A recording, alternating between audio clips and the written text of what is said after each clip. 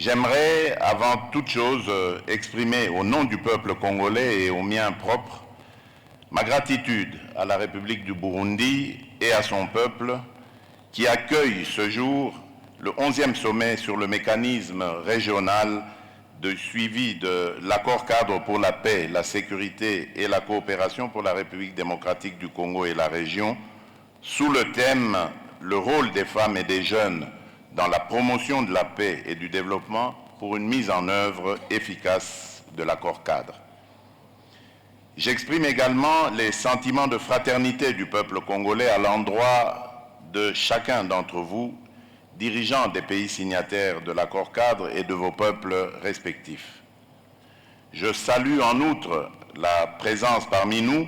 du secrétaire général des Nations Unies, M. Antonio Guterres, dont les efforts inlassables à la quête de la paix et la sécurité dans le monde en général et dans notre région des Grands Lacs en particulier ne sont plus à démontrer. Excellences, Mesdames et Messieurs, comme vous le savez, la République démocratique du Congo avait eu le privilège d'accueillir en sa capitale Kinshasa la 10e réunion du mécanisme régional de suivi de l'accord cadre d'Addis Abeba. À cette occasion, vous aviez résolu de confier à mon pays, à travers ma personne, la responsabilité de présider à la destinée de notre mécanisme commun au cours des 15 derniers mois. Au nom de mon peuple et compte tenu de l'importance qu'il porte sur cet engagement, j'acceptais volontiers votre décision collective. À cet effet, j'avais placé mon mandat sous le signe de la consolidation des progrès modestes accomplis dans la mise en œuvre de l'accord cadre d'Addis Abeba et du renforcement de la coopération régionale pour gagner le pari de la paix durable. J'avais donc mis l'accent sur la promotion des investissements transfrontaliers afin de garantir la paix, un bien collectif recherché par nos peuples, et relevé qu'il revenait à toutes les parties prenantes de se remobiliser pour redynamiser notre structure régionale de gouvernance du dit accord cadre et de mieux impliquer nos populations dans la noble lutte pour la paix, la sécurité et la stabilité en République démocratique du Congo et dans la région. Excellences, Mesdames et Messieurs, au moment où je m'apprête à passer le témoin à mon estimé homologue et frère, son Excellence M. Évariste Ndayishimiye, président de la République du Burundi,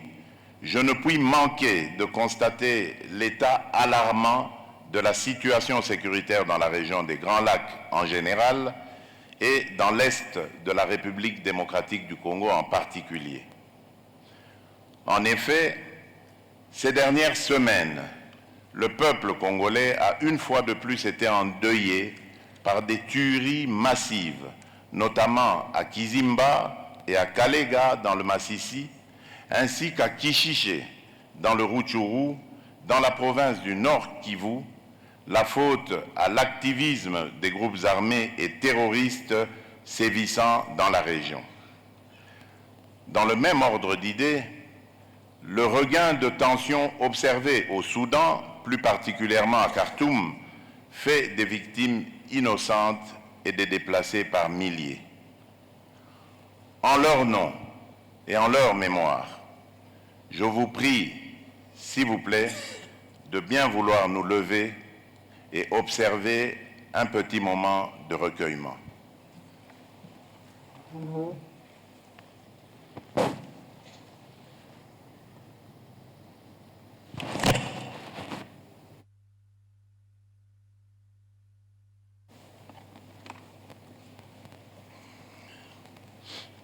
Excellences, Mesdames et Messieurs, il y a de cela une décennie, la signature de cet accord cadre à Addis Abeba augurait de lendemains meilleurs et radieux pour les peuples de notre région. Nos États souscrivaient et décidaient de faire du respect de la souveraineté et de l'intégrité territoriale des pays voisins, de la non-ingérence dans les affaires intérieures des uns et des autres, de l'interdiction de fournir une assistance aux groupes armés ni à des personnes impliquées dans des crimes de guerre et contre l'humanité ou des crimes d'agression, et de la facilitation de l'administration de la justice grâce à l'entraide et à la coopération judiciaire dans la région, la pierre angulaire de notre action collective, nous autres États géographiquement localisés dans cette région des Grands Lacs africains. À la lueur des objectifs consacrés par cet accord historique, d'aucuns auraient préféré que soit célébré ce jour avec faste les acquis de notre engagement collectif pour une région des Grands Lacs complètement pacifiée. Hélas, c'est avec une profonde amertume et une grande désolation que nous constatons, 10 années après l'entrée en vigueur de cet accord, la rupture de ce pacte collectif par un État signataire, j'ai cité la République du Rwanda, qui, sous couvert du mouvement terroriste du M23, pourtant défait, et qui l'a ressuscité, s'est donné la liberté d'agresser et d'envahir une partie de la province du Nord Kivu en République démocratique du Congo. Et ceci en totale violation de l'engagement régional numéro 3 de l'accord cadre dont il est signataire, de même que les chartes des Nations Unies et de l'Union africaine dont il est partie prenante, le tout sur fond d'exploitation illégale de nos ressources naturelles. Cette attitude délibérée et plus d'une fois réitérée par un État signataire ne nous impose un choix tout autre que la revitalisation de cet accord, tel que l'a notamment recommandé le Conseil de paix et sécurité de l'Union africaine lors de la 1140e session, le 17 février dernier, en marge du 26e sommet de l'Union africaine. Le contexte de la tenue de ce sommet nous commande donc de procéder à une évaluation lucide de ce qui aurait pu être fait, c'est-à-dire entreprendre une réflexion approfondie sur le chemin parcouru, dès lors que pour nos peuples, et le mien en particulier, nous sommes encore à la croisée des chemins. Ainsi donc, l'évaluation de l'état de mise en œuvre de nos engagements respectifs dans le cadre de l'accord cadre ne saurait être un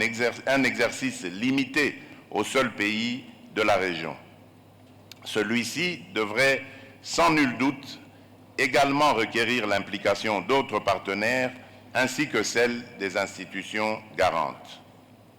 Excellences, Mesdames et Messieurs, je m'adresse à vous du haut de cette tribune au nom d'un peuple qui n'aspire qu'à la paix et à la sécurité pour lui et pour les autres peuples frères de notre région. C'est dans cette logique et suivant l'esprit et la lettre de l'accord cadre d'Addis Abeba que j'avais lancé dans le cadre du processus de Nairobi, initié sous l'égide de la Communauté d'Afrique de l'Est, un appel à tous mes frères et sœurs congolais constitués en groupes armés à venir sous l'arbre à palabres afin de définitivement faire taire les armes et donner enfin une chance à notre désir commun de reconstruire notre pays. Dans le même esprit, faisant face au combat engagé par le Rwanda sous couvert du M23 au Nord Kivu, il avait été décidé lors du mini-sommet du 23 novembre 2022 à Luanda, en Angola, dans le cadre du processus dit de Luanda, sous la facilitation de son Excellence M. João Lourenço, président de la République d'Angola, président en exercice de la Conférence internationale de la région des Grands Lacs, la CIRGL, et médiateur désigné de l'Union africaine pour venir à bout de la situation sécuritaire alarmante, de la cessation des hostilités et des attaques du M23 contre les forces armées de la République démocratique du Congo et la MONUSCO, ainsi que de son retrait des territoires occupés vers les sites de cantonnement. Je tiens donc à saluer les efforts fournis par son Excellence M. Évariste Ndayishimiye, président de la République du Burundi et président en exercice de la Communauté des États d'Afrique de l'Est, ainsi que son Excellence M. Uhuru Kenyatta, président honoraire de la République du Kenya et facilitateur désigné par la Communauté d'Afrique de l'Est. Qu'il me soit également permis d'exprimer toute la gratitude du peuple congolais à l'égard de mon homologue et frère, son Excellence M. João Lourenço, président de la République d'Angola et médiateur mandaté par l'Union africaine. Pour ce qui est du renforcement de la coopération judiciaire, il vous souviendra qu'en date du 16 juin 2022, mon pays a abrité à Kinshasa la réunion des ministres en charge de la justice des États membres de la CIRGL qui a abouti par la déclaration de Kinshasa, laquelle a donné des orientations sur les étapes prioritaires à suivre afin d'harmoniser l'entraide judiciaire et les demandes d'extradition en matière pénale. En effet, le peuple congolais y attache une importance vitale parce qu'il s'agit de son droit de connaître la vérité et d'obtenir réparation, car la justice régionale devra établir les crimes et juger les coupables. Excellence, Monsieur le Président Évariste Ndayishimiye, en vous passant le flambeau de la présidence du mécanisme régional de suivi de l'accord-cadre pour la paix, la sécurité et la coopération pour la République démocratique du Congo et la région, je voudrais vous souhaiter plein succès, mais surtout vous encourager à vous armer de résilience et de justice dans cette haute responsabilité. Soyez rassurés, chers frères, du soutien de la République démocratique du Congo qui restera toujours à vos côtés et au service de la région des Grands Lacs. C'est avec un très grand plaisir que je transmets maintenant les pouvoirs de la présidence du mécanisme régional de suivi de l'accord-cadre pour la paix, la sécurité et la coopération pour la République démocratique du Congo et la région. Monsieur le Président, vous avez à la fois la présidence et la parole. Je vous remercie. Que Dieu bénisse notre région.